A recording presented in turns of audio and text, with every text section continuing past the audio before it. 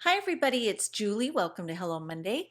Today I'm going to be working with the Elf stamp set to create a really fun 3D peekaboo window style card. And I'm going to start by inking up the stamps with archival jet black and stamping onto the smoother side of 140-pound Canson watercolor paper. And this will enable me to get a nice crisp impression. And then I'm going to watercolor with my Peerless watercolors. Now these are a mineral-based watercolor that come on a substrate. And I created my own palette to make them easier for me to work with. So I'm using a Pentel Aquash. This is a water brush. And as the color is starting to fade from the tip of my brush, this is a great time to highlight the cheeks on my little elves and make them nice and rosy because I don't like having stone cold looking elves. They gotta be healthy, right? And then I'm going to highlight the white areas on the images with some soft blue and then also paint their hair a dark brown. And as soon as they're dry, I'm going to take the matching elf dies and get those positioned right over the top and run those through my big shot. Once they're all die cut, I just put them onto a piece of scratch paper and highlighted some of those parts of the image with some stickles and set them aside to dry while I work on the rest of the card. Now I'm using a T-square here on a quarter sheet of Neenah Solar White. This is 80 pound, and I'm just drawing a light pencil line there down the center. And I created some scratch marks on the back side of the bifold or the double door mini windows die. This is from a set of really fun peekaboo windows that have little doors that open up, and these are two doors that open like double doors and or French doors, I guess. And I ran that through my big shot, but those scratch marks help me line it up with the pencil mark. And that way I know that I'm getting it centered and also lined up, so it's level and not crooked on the panel. So now I'm going to take the sentiment from the set and I can now figure out where that's going to fit into my layout. I wanted to drop it down there beneath the window. And I'm also using archival jet black for that. I'm going to add a couple of little snowflakes. I like to work in threes with accent images like this because I just feel like it's visually pleasing and it's going to help off, accent the whole overall effect on the greeting there on the card. And then I'm going to use scattered dots that are just a real dense bunch of dots from a set called Bokeh Dots to create a snow effect. And I'm using Hero Arts Shadow Ink. This is the soft pool color, and I think it looks awesome for snow on white cardstock. And then I just cut the little notch really quickly that holds those two windows, the doors shut with an X-Acto knife. You could also use scissors to just snip that little notch that holds them together.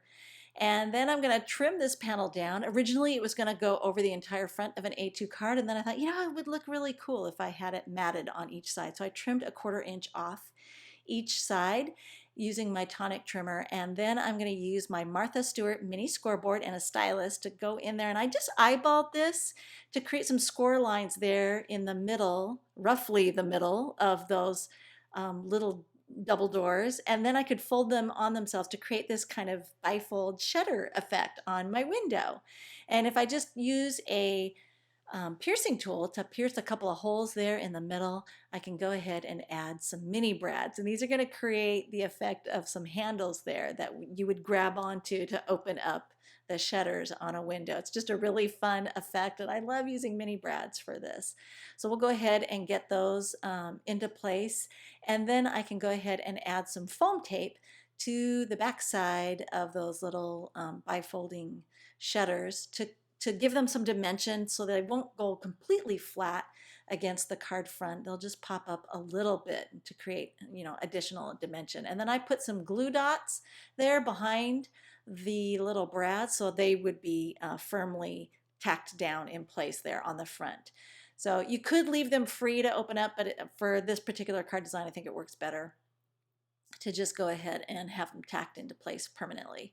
So I'm going to now kind of figure out where I want to position them. They're all dry, and I wanted to have the guy that has his arms outstretched kind of photobombing his buddy. So that's why I'm playing around with where I want to position these guys hanging out the window there.